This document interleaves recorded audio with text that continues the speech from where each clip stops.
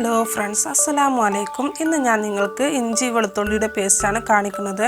ഈ പേസ്റ്റ് നമുക്ക് എല്ലാവർക്കും അറിയുന്നതാണ്, പക്ഷേ ഞാൻ നിങ്ങൾക്ക് കുറച്ച് വ്യത്യാസത്തിലാണ് കാണിക്കുന്നത്. ഇത് നല്ലൊരു വാസനയും ഉണ്ടാവുകയും ചെയ്യും. ഇത് നമുക്ക് വീട്ടിൽ തന്നെ പെട്ടെന്ന് ഉണ്ടാക്കിയെടുക്കാൻ പറ്റുന്ന ഒരു പേസ്റ്റും കൂടിയാണ്. ഇതിന് വേണ്ട സാധനങ്ങൾ: ഇഞ്ചി നല്ല പോലെ തൊലിയൊക്കെ കളഞ്ഞുങ്ങാണ്ട് കഴുകി ചെറിയ കഷ്ണങ്ങളാക്കിയാണിത്. വെളുത്തുള്ളിയും തൊലി കളഞ്ഞുങ്ങാണ്ട് കഴുകിയതാണിത്. ഇനി നമുക്ക് വെളുത്തുള്ളി കുറച്ച് കൂടുതലായിട്ട് എടുക്കണം, ഇഞ്ചി കുറച്ച് കുറവായിട്ടും എടുക്കണം.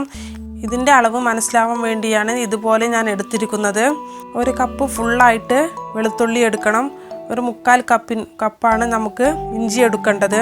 ഇനി നമുക്ക് എണ്ണ ഒരു 4 സ്പൂൺ വേണം. ഞാൻ സൺഫ്ലവർ ഓയിലാണ് എടുത്തിരിക്കുന്നത്. മഞ്ഞൾപ്പൊടി 1/4 സ്പൂൺ വേണം.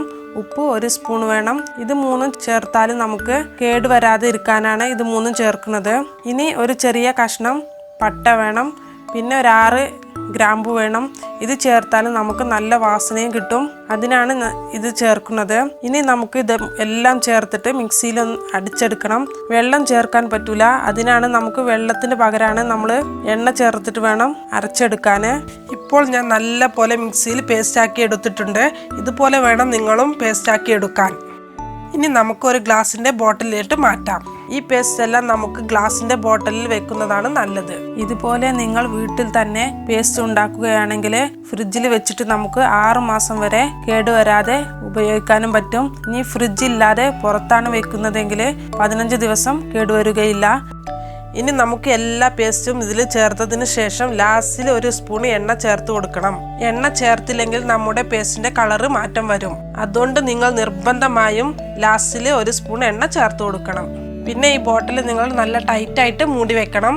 അതുപോലെ നിങ്ങൾ എപ്പോഴാണോ ഈ പേസ്റ്റ് ഉപയോഗിക്കാൻ എടുക്കുന്നത് അപ്പോൾ സ്പൂണിലെ വെള്ളം തുടച്ചിട്ട് വേണം നിങ്ങൾ പേസ്റ്റ് എടുക്കാൻ. ഇങ്ങനെ ചെയ്ത് കഴിഞ്ഞാൽ നമ്മുടെ പേസ്റ്റ് കൂടുതൽ നാൾ ഉപയോഗിക്കാൻ പറ്റുകയും ചെയ്യും. ഇനി എൻ്റെ ഈ വീഡിയോ നിങ്ങൾക്ക് ഇഷ്ടമായിട്ടുണ്ടെങ്കിൽ തീർച്ചയായും നിങ്ങൾ ലൈക്ക്, ഷെയർ, കമൻറ്റ് ചെയ്യുക. അതേപോലെ എൻ്റെ വീഡിയോ സബ്സ്ക്രൈബ് ചെയ്യാത്തവരുണ്ടെങ്കിൽ സബ്സ്ക്രൈബ് കൂടെ ചെയ്യുക. അടുത്തുള്ള ബെല്ലൈക്കണും കൂടെ പ്രസ് ചെയ്യുക.